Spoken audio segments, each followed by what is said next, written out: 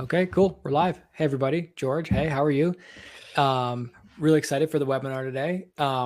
George, I want you to do an intro of yourself for folks who are not familiar with you and your company Minutia, and who potentially missed the last webinar we did together, which was back in May. Just anecdotally, some people said it was the best webinar they have ever been to. And actually, that was not just one person. I had a number of people say that. So really excited to have you back. Just one or two quick housekeeping things. Please feel free to use the chat or the questions feature here in Livestorm to ask questions. If it's okay with you, George, I would say we don't have to save all questions till the end. Like if someone has a relevant question in the middle of a slide, I think that it might be good to just jump in and answer that. And then feel free to use the chat just to say hi. Where are you from? Are you freelance? Are you in-house? Where do you work? What kind of work do you do? It'd be nice just to see everybody in there. And I will stop talking and get out of the way here. George, will you please intro yourself and tell us a little about Minutia? And then also maybe could you give a quick overview of what we're going to talk about today? Yeah, sure. Of course. First of all, thank you very much for hosting this webinar. And thanks to you, Jimmy, and the amazing team at Superpath, we are able to do such great webinars. And also, thank you to all of the people who are joining us today. I can see some people I already know here, and I'm glad to see them. Mary, hello, Mary. Hello, Rosemary. Hello, Mariana. And I don't know, I guess there are more of them. Thank you all for joining us. I guess that it makes sense for me to start sharing my screen since we have a slide, about me and Minutia and so on. Yeah, let's do it. And then get right into it, okay? So let's... That's great. Can you see my screen? I can. Could everyone, or could someone just let us know that you can see the screen? Okay, yeah, just let us know, just to make sure that we are okay with this. And I guess that we can get started. So cool. Yeah, we are good. Yeah. First of all, introductions. Some of the people who are attending this webinar, you may know me already, and you may have attended one of our past webinars, either with Superpath or other webinars that we have done. My name is George Cassiotis. I'm the managing director at Minutia. We are an organic growth acceleration agency for B2B SaaS companies. We help B2B SaaS companies accelerate organic growth through data-driven content marketing and SEO. And today we are going to talk about topic clusters. I know this is a topic that it's very appealing and sounds very interesting, like topic clusters. We want to do that, or we have done that. The truth is that what I'm about to share today is what we have learned through the process of creating a topic cluster for one of our clients, okay? And because, as we all know here, hopefully, content marketing and SEO are both very opinionated fields, let's say, and everyone has their own opinion as to how to do things. Just a disclaimer that the process that I'm going to share with you is not right or wrong. It's just a process that has worked tremendously well for us, and hopefully it will work well for you if you are going to implement it on your website, client website, and so on and so forth. Okay. So having that said, let's get right into it. Let's start with a definition of a topic cluster. Now, a topic cluster is a set of pages, a collection of pages that cover one main topic and semantically associated subtopics, okay? The main goal when adopting a topic cluster model is to achieve sufficient coverage, which means that we need to cover as many subtopics that are connected to the main topic as possible. And at the same time, try to provide a great user experience, because at the end of the day, and based on recent changes on Google's algorithm, such as the helpful content one, I would say that the direction that we are heading towards is experiences and not as much including keywords or entities or words on the page to make it, let's say, SEO optimized and check all the boxes and SEO best practices. Okay, now the typical topic cluster structure, which is not something that you don't know, is that we have what's called a hub page, which you can also It's also known as a pillar page or pillar content. And then what we have is underneath that hub page, we have what we call cluster pages. Okay, you can call them also and refer to them as content clusters. So this is the typical structure of a topic cluster. Now, what is the process of getting there and achieving the ultimate goal of that a topic cluster and the objective that the topic cluster wants to meet? So we have, once again, based on our process, we have 4 steps. The first is to conduct keyword research. And the reason why you need to do that is because you have to identify all the subtopics that we mentioned earlier that are connected, semantically associated, and belong to your main topic.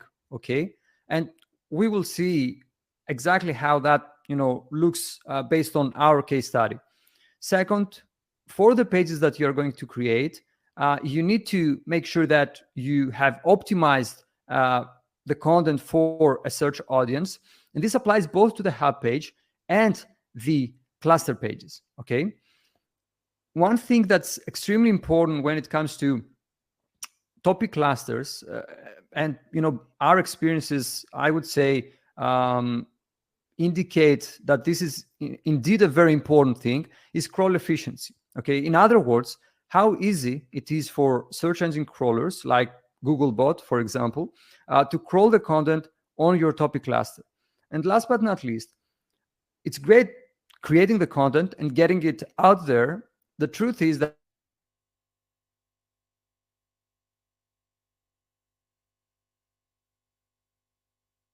they perform. So you need to make sure that you perform regular maintenance, let's say, and updates to these pages. And this may be either your hub page or your cluster pages, to make sure that the content performs well at all times.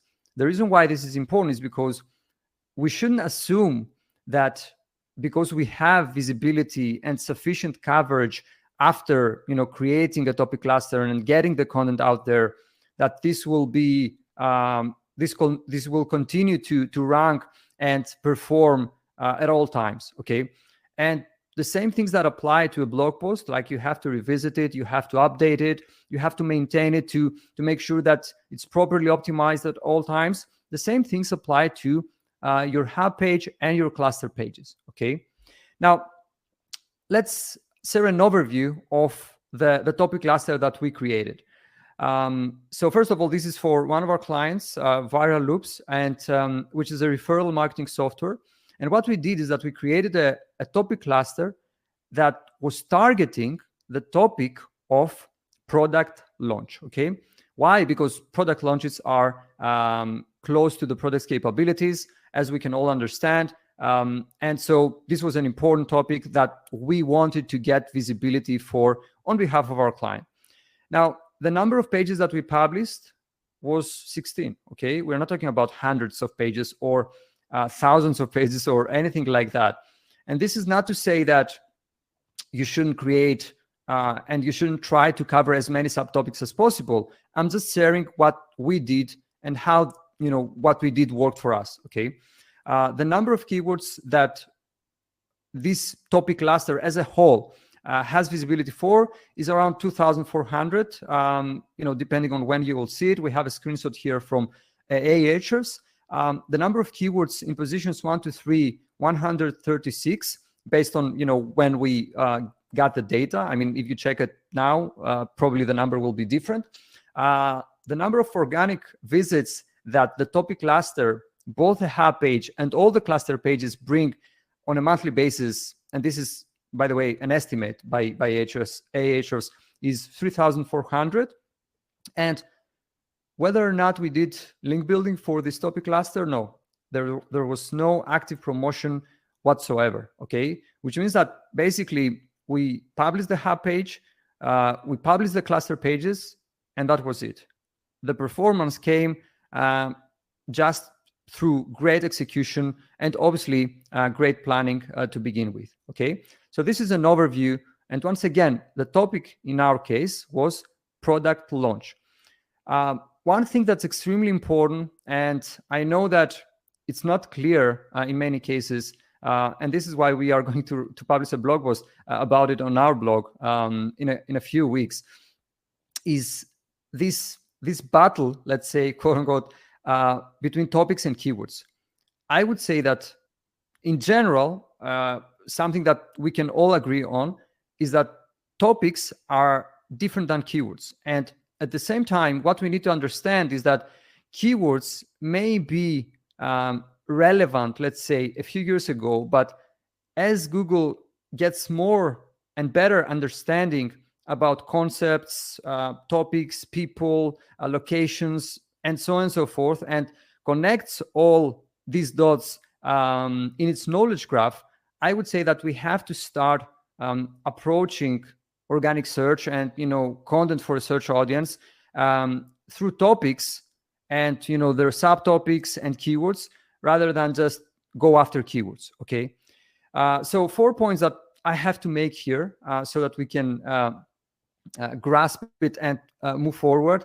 Topics aren't the same as keywords. Okay, we already explained that, and we will see what this means in our example in a minute. Topics usually consist of several keywords, and here what I want you to keep is that obviously when we have a very broad topic, we will have many subtopics, in some cases hundreds of subtopics that are included and are semantically associated to that main topic. Okay, another thing that it's kind of a hot discussion and debate nowadays is regarding keywords that you can find in SEO software. The truth is that when it comes to online data, we have to accept that nothing is perfect. Even the data that you get from Google Search Console, it's not perfect. Okay, you will see that there are many discrepancies between Google Search Console, for example, and Google Analytics. So don't expect that all keywords or all subtopics that you need to cover for a specific topic cluster will be reported in SEO software. All I'm trying to say here is that obviously you have to use a keyword data provider such as Ahrefs, for example, but you should also go beyond that and do additional research in order to try to identify the things that an SEO software may be missing. And rest assured that there are such things. Okay. Last but not least, and this point brings me to the next slide, keywords that belong to a topic as per our, let's say, way of perceiving things and understanding them and trying to put them into a context that we can, agree on, are either a phrase match, a term match, or, what we call semantic keywords. Okay. Now, let's see some examples based on our topic cluster, our case study. First of all, we have phrase match. These are keywords that contain the exact words of the topic in the exact order they are written. For example, we said, remember, topic cluster, the topic that we have, the main topic, product launch. So we have a phrase match, product launch checklist. Okay. Term match. These are keywords that contain all the words of a topic in any order. So in any order, we need to have the words both product and launch. And you can see a keyword that includes both these words in any order is how to launch a product. Okay. And last but not least, we have keywords that don't belong to any of the two categories that we saw, phrase match and term match, but are semantically associated with our main topic. In our case, and this is where things get tricky and most people, I would say, lose their way. In our case, this would be coming soon landing pages. Okay, why? Because coming soon landing pages are in one way or another connected to product launches. Okay, so I would say that in general, it's easy for you to find keywords that belong and subtopics that belong in the first two categories, like either a phrase match or a term match. I would say that you can do that through an SEO software like Ahrefs easily using search intent modifiers. And please stick with me until the end because we will give away a list of modifiers that will help you with that. But here is where things get tricky. And here I would say that it's also where you can easily understand and tell when the person who has conducted keyword research really understands, for example, the jargon of this specific industry or software category or whatever. Okay. But once again, you need to have all these three keyword categories, let's say keyword types, in order to be able to construct a topic cluster that have chances of getting visibility and getting you the results that you crave for. Okay.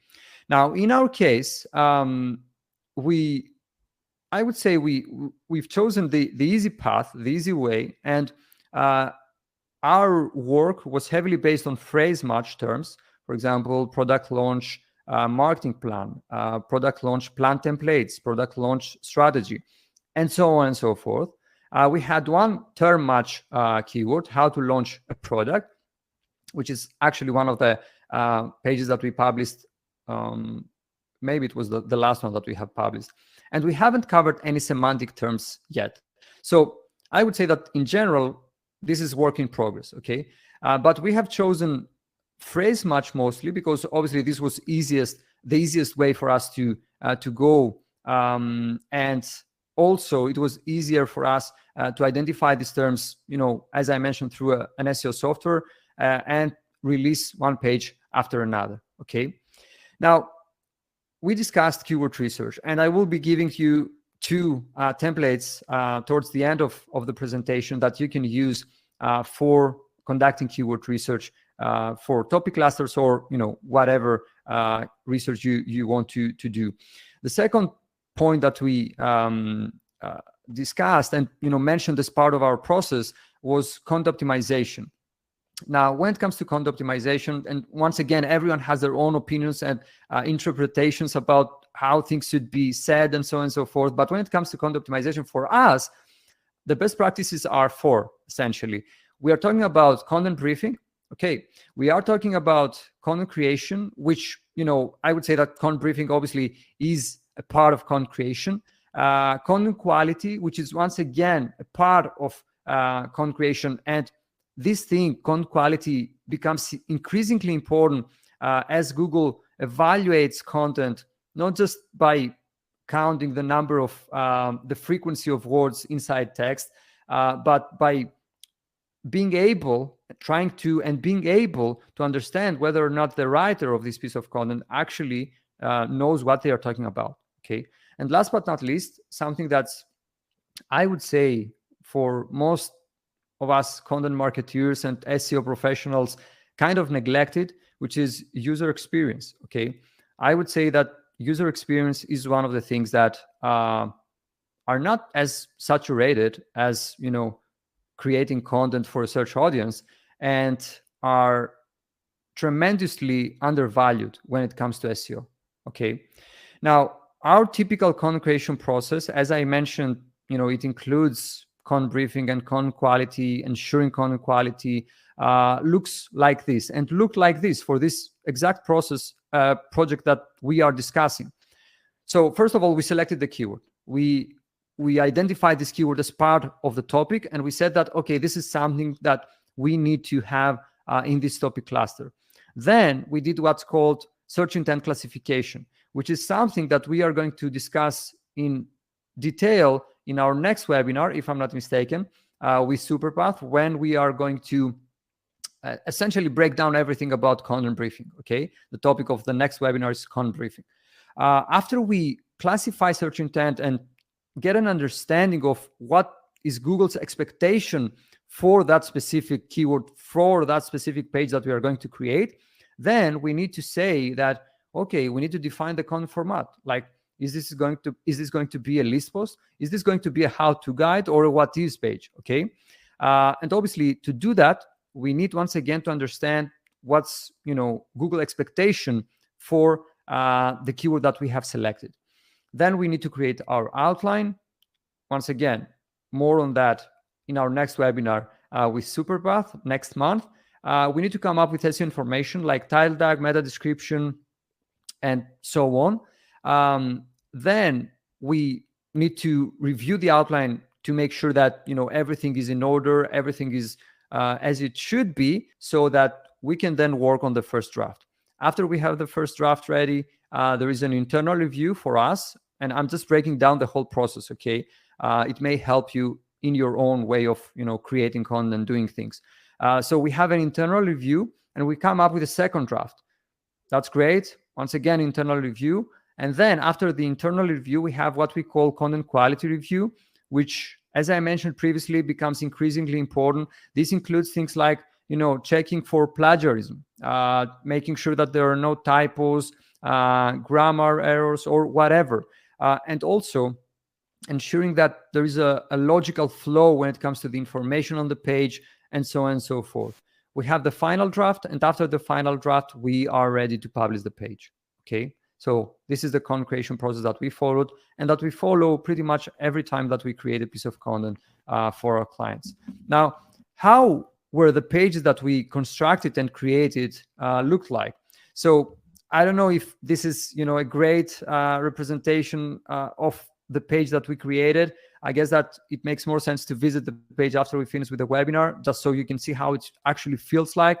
But the elements that are important for me to share with you were the H1 heading, which is essentially, you know, the title of the page. And this is for the hub page, okay? We have some minor changes compared to the cluster pages. So we have the H1 heading. We have the table of contents that you can see here on the right of the screen with all the chapters that we will be covering, or that we cover in this topic cluster. We have an introduction. Then, as you can see here, the first thing actually after the introduction is the what is, you know, topic. In our case, what is a product launch?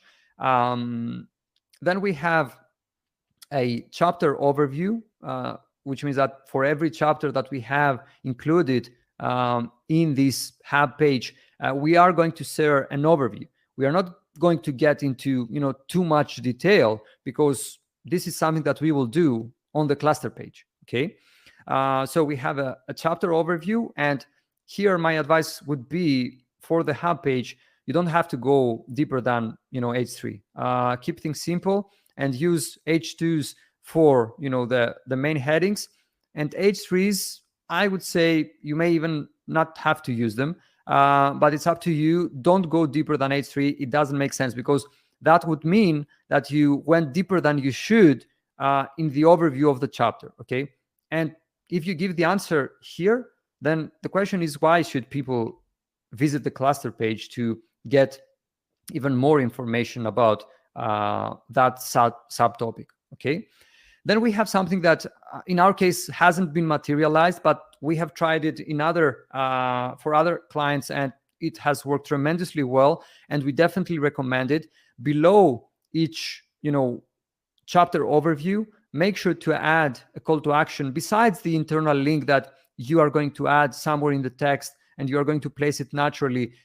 We highly recommend adding a call to action as well, just so you can prompt people from the hub page to the cluster page, okay? You can, of course, add some media like screenshots, graphs, and videos, but the same thing applies, as we mentioned about, you know, not going as deep in your hub page. You don't want to share, for example, if one of the subtopics that we have here, let's take an example, let's say, yeah, product launch checklist. Imagine if we were giving the checklist in the hub page.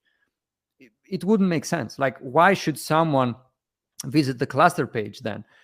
So screenshots, graphs, and videos, okay, but you should try to satisfy the intent of each chapter and keyword behind the chapter in that cluster page, okay? Don't go so much in depth here.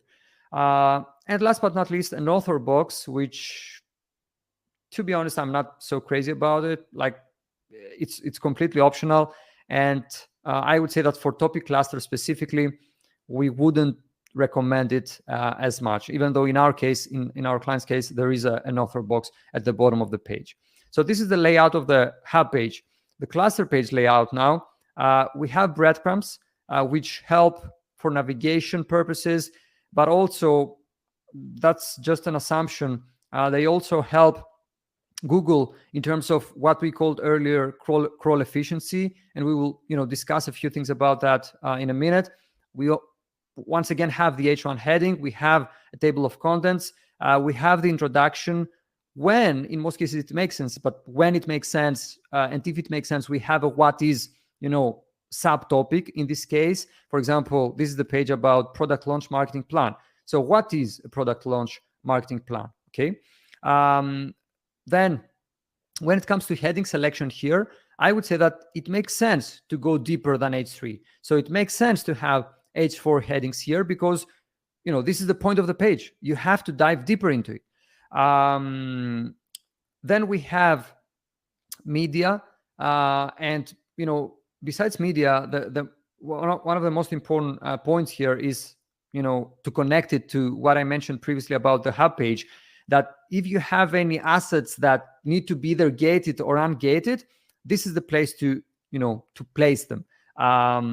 So if, for example, you have a template that you want to give away, the cluster page is the place to give this asset away. Okay, not the hub page. Once again, here it makes sense to have some frequently asked questions if you want to dive deeper into things.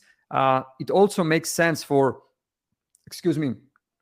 navigation purposes to have a previous and next chapter button at the bottom of the page, just so people can click on the next one if they want.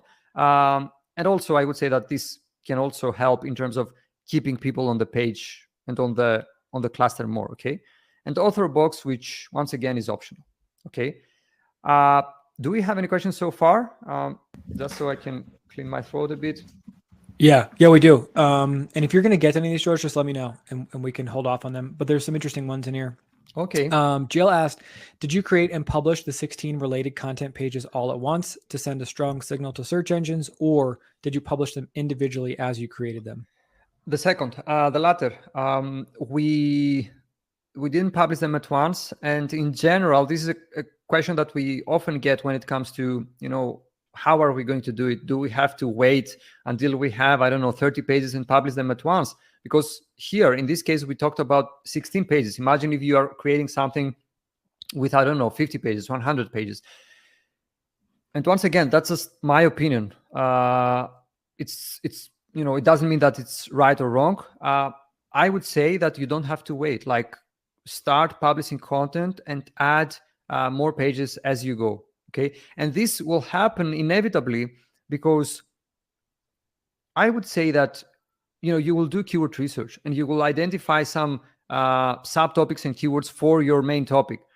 Moving forward, there's no chance like you will identify more subtopics as you get more knowledge about this topic, and also as you uncover more ways of more subtopics that are associated with it, you will want to add more pages. So it doesn't make sense to wait. And I would say that you have to be flexible. Like you can add content as you go.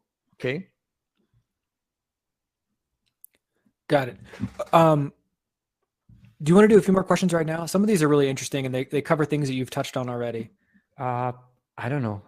Whatever works. Why don't we do maybe two more, and then we can save some of the rest for a bit later. Let's do it. Daniel asked a question about domain rating. So it looked like Viral Loops had a DR of about 77. How does that affect your strategy? Would you treat this differently if the DR were 50 or 25? That's a very good question. And it's the same question I got in our webinar with ClearScope. I would say that in this case, obviously the domain helps. It's also, one of the most popular referral marketing software in the world, which also helps.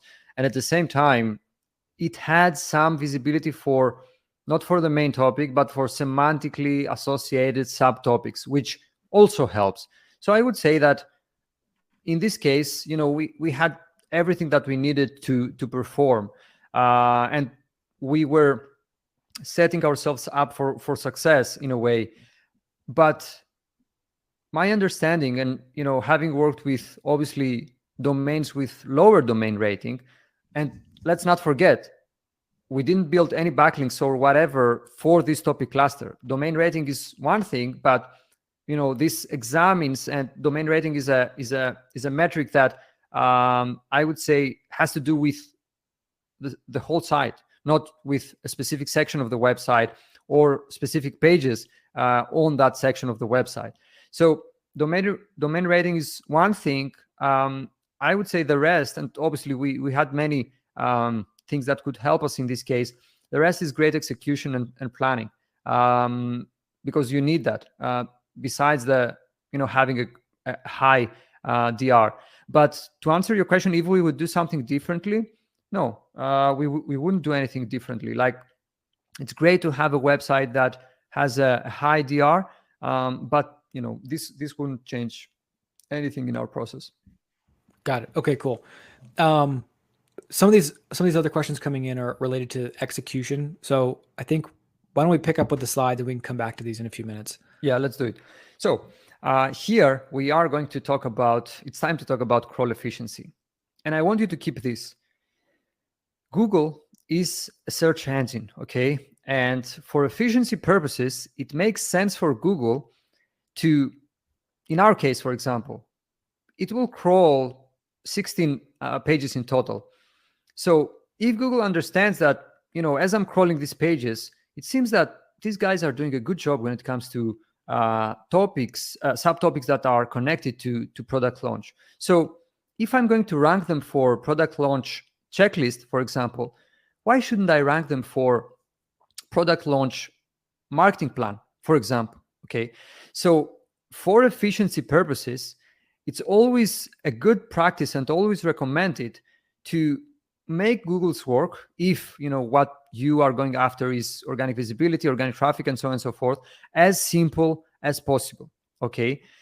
This means that you have to keep things simple when it comes to your URL architecture.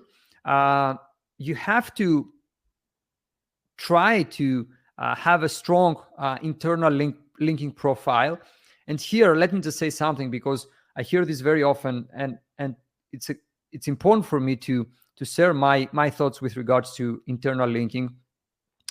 I know that you hear a lot that internal linking matters, and giving internal links passes on link juice from one page to another. Great.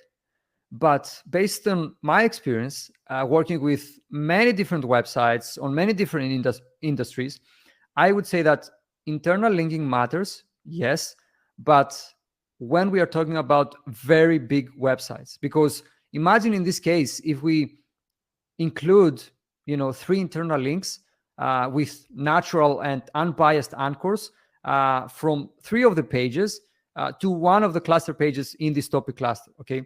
What impact would these 3 links have? I mean, it's better than nothing, but I would say, once again, that internal linking matters, yes, but for bigger websites. Because imagine if you have a website with thousands of pages, okay, and you add internal links, I don't know, through the footer or something in bulk in all these thousands of pages for a new page that you have published. This will have an impact, yes. Significant or no, I don't know. It's always case specific, but all I'm trying to say is that internal linking matters, but as I see it, in higher volumes, okay? So internal linking, yes, and natural and unbiased anchors.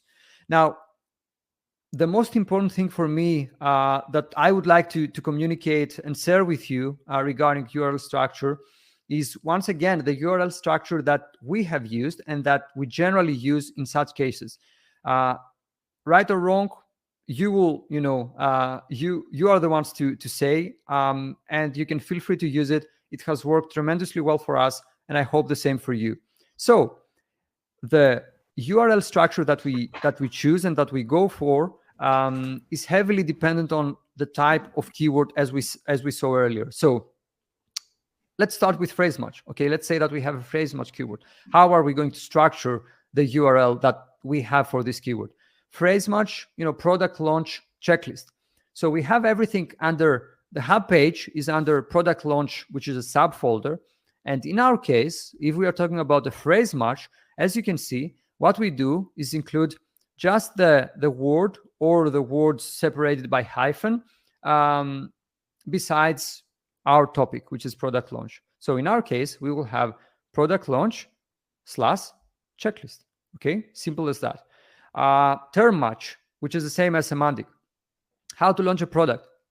Here we have product launch, that's great, / how to launch a product, which is exact match. And the same applies to semantic, like coming soon landing pages. If this was a page, which I guess most likely it will be, that we have as part of this topic cluster, then the URL that we would pick and choose would be product launch / coming soon landing pages. Okay, as simple as that. What you need to keep in mind here, once again, for efficiency purposes, thinking like a search engine, is that while the search engine crawler is here in the product launch page, it already has a sense and it has a context of what the page is all about. So the search engine crawler at this point thinks, okay, I'm on a page that talks about product launch. That's great. Let's move forward through this internal link or through this, call to action with the internal link to the cluster page. And this is checklist. Okay, so product launch checklist. This is in a nutshell how, things are, let's say, in terms of how the crawler perceive the content on each page. And once again, this structure has worked well for us. Hopefully, it will work well for you as well. Okay. The last point that we made was regarding content monitoring, content audit. You can call it however you like. Two things that I will say here. I will not say many things about that. The first is that we had a webinar that I will link here with ClearScope a while back regarding content audit. Of course, since then, our processes and understandings of how things work have, improved.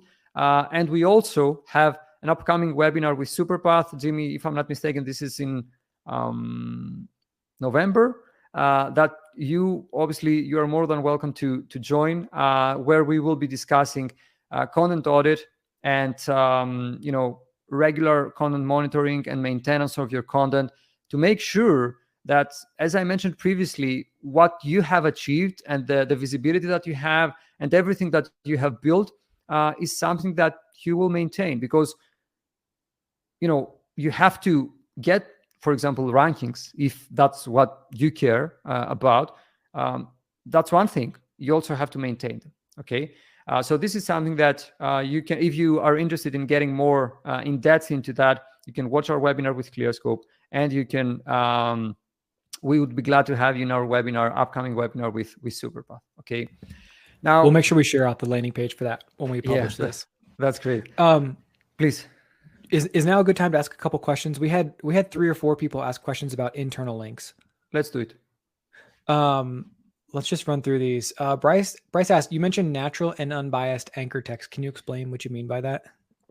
What I mean by that is, for example, if you want to link back either through a cluster page or through your hub page, and this applies, by the way, what I'm saying now for internal linking and link building in general. Okay. I would say that, the typical way that we would do it is, let's say that we want to link back to the product launch checklist page.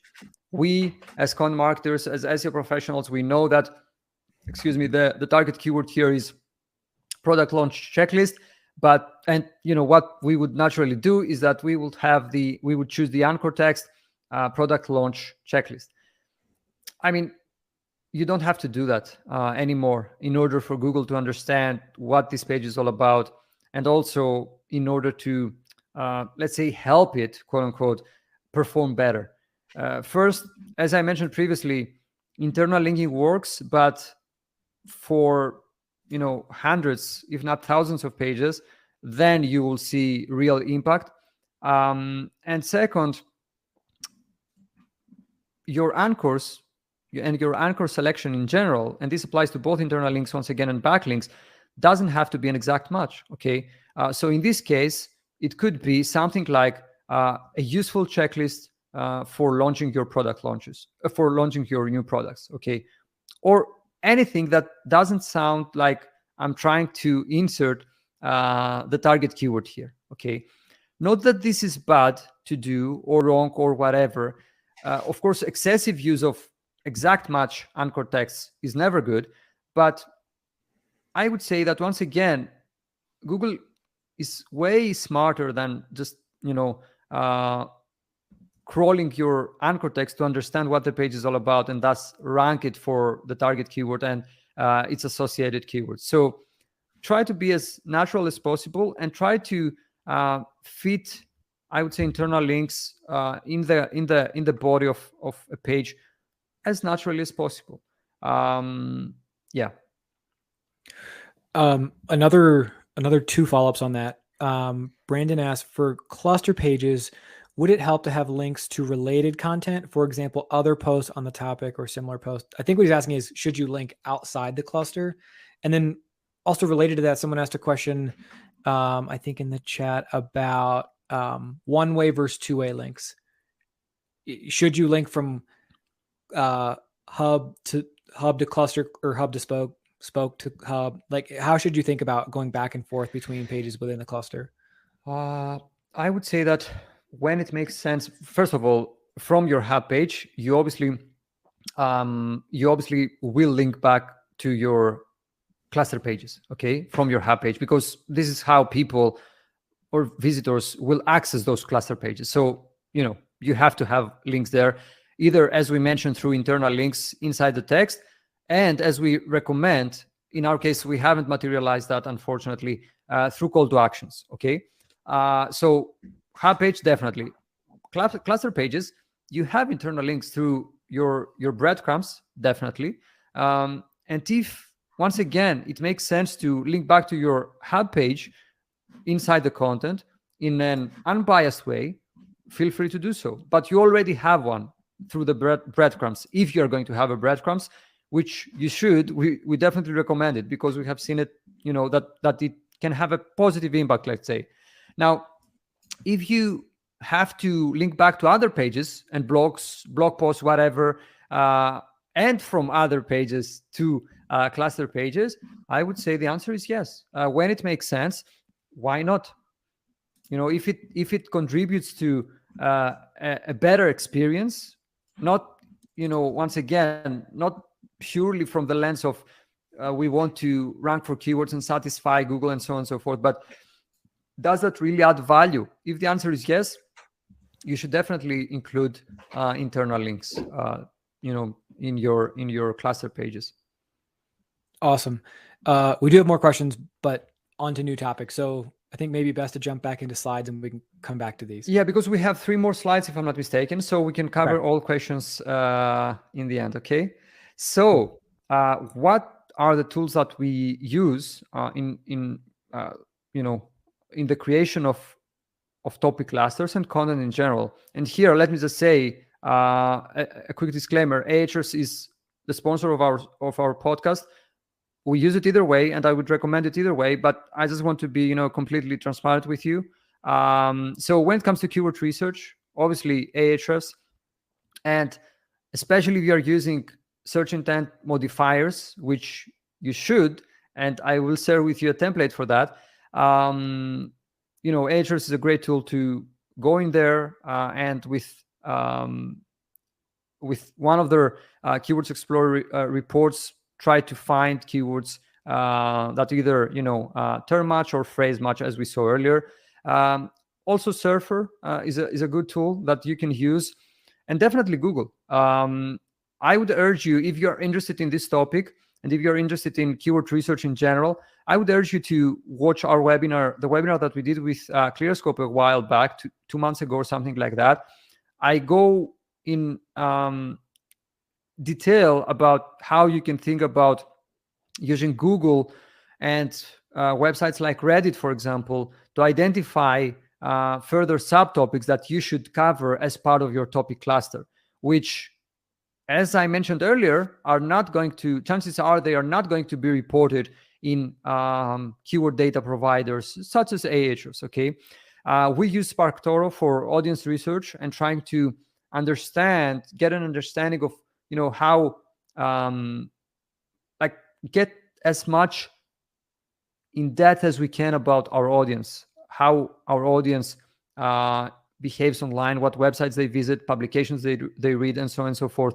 These are all, this can all be a gold mine for you that you can later use for, conducting keyword research and find topics that people are interested in that may not be so obvious in the beginning, that you should cover as part of your topic cluster. Also, something that's, I would say, tremendously undervalued: talk to your customers and try to understand, the ultimate source of truth, especially if you are a SaaS company, are your customers. So you have to talk to them. And here we use Zoom to record the calls. We use Avrio for transcription of the calls, Typeforms for customer service. And if you want to get really in depth, you can use a tool like Monkeylearn to analyze things like customer reviews that you have in review sites like G2, Capterra, and so on, or even customer support tickets that you have. That could also be a gold mine in terms of identifying subtopics, keywords, things that your customers are interested in, and so on and so forth. When it comes to content optimization, our project management software is Asana.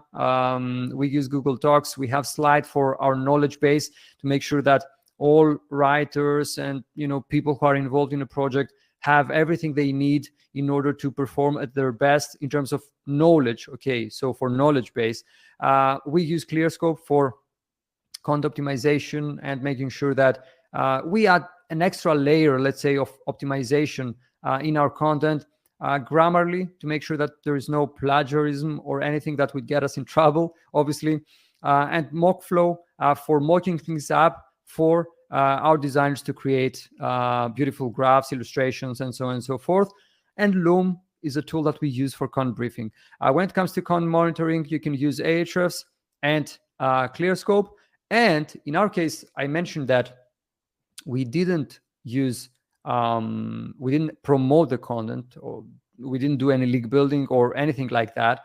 But if you do, and you should do, by the way, you can use a tool like Respona, which is an outreach software for this purpose. Okay, 2 slides, and we can get to some questions with some things that you need to pay attention to. And I would say that these things apply generally, not just for topic clusters, but content creation in general. I would say that creating long form content, the first one, isn't enough. Okay, this myth of it has to be 2,000 words, I would say that we have to get away from this, and we have to understand that no, it doesn't have to be 2,000 words because of a correlation study that was conducted some years ago on what drives rankings. Okay, definitely more in-depth and comprehensive content, I guess, would work well, and would give a positive signal overall. But we shouldn't be confused and think that Google, the only thing that Google examines, let's say, on a page is the number of words, because this isn't true. Okay, I think and I have many examples that prove that Google has gone beyond that, and what it mainly cares about nowadays, and this will become increasingly important in the future, is great experiences. Okay, and of course, words is one thing. You need to make sure that the content that you have produced satisfies what why people came on the page on the first place. Okay, you shouldn't rely on search volume alone when making decisions on what pages to create. Search volume is just one metric, and regardless of which tool you use to get it, I would say that this shouldn't be the sole determinant of your choices and decisions. Like, if it has a search volume, yeah, we will include a cluster page on the cluster, or we will include a page on our blog or whatever. I would say, especially if you are interested in building topical authority, if you believe after your research that a subtopic is indeed semantically associated with your main topic, then you have to create a page about it, even if there is no search volume or whatever. Okay, and I give great examples about that, guys, in the webinar that we did with ClearScope. If you're interested in topical authority and all these interesting things, you can feel free to watch it. Backlinks aren't everything, obviously. We have proven that with this case study.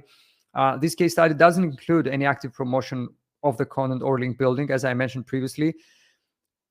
The fourth point, we discussed that a bit. Internal linking matters, but for topic clusters and websites in general, I would say, with more pages. Okay, I would say that in this case study, we didn't pay as much attention to internal links or anything like that. And pages perform.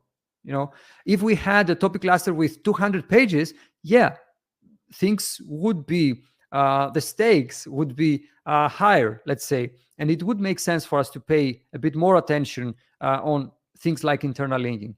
But once again, in general, internal linking matters, but for higher volumes. Okay, 3 points more. The URL architecture you'll come up with plays a very important role and can have obviously a very positive impact on performance. And what I will say here, which is something that we see very often, try to keep things as simple as possible and try to think about in an evergreen way. Like, what's the point in our case of, for example, of having 3 subfolders and then a cluster page, while we can keep things simple and have just one subfolder, product launch, that's it, and cluster pages under that. Okay, you have to think, even if you work in a company right now, you have to think, okay, how will I leave? Because at some point you may leave that company. Okay, how will I leave something positive and evergreen behind me, so that the next person who will replace me or come after me or whatever will find something that they don't have to change. And especially when it comes to URL structure, things can get really messy really easily. So I would say try to take an evergreen, let's say, route, and don't overcomplicate things. One thing that's connected to what, the question that we had earlier about the domain rating of the website, obviously, when you have visibility for a specific topic, or keywords around that topic, this obviously helps. Okay, because this is aligned with how Google helps. Like, if you are Healthline, for example, and you are talking about mental health, of course, if you are going to publish a piece of content about mental health, I will definitely consider it, and most likely I will give it a position in the search results. The reason, well, I know that you are a source that can talk about this specific topic.